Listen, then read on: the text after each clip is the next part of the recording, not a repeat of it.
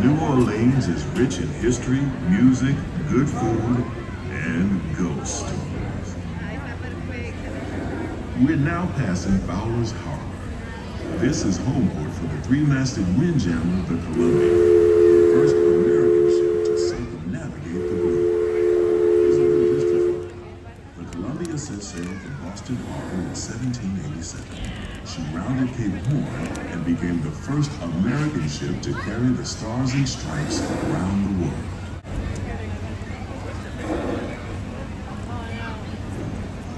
Beyond those levee walls on the port side is the bayou, future home of Tiana's Bayou Adventure.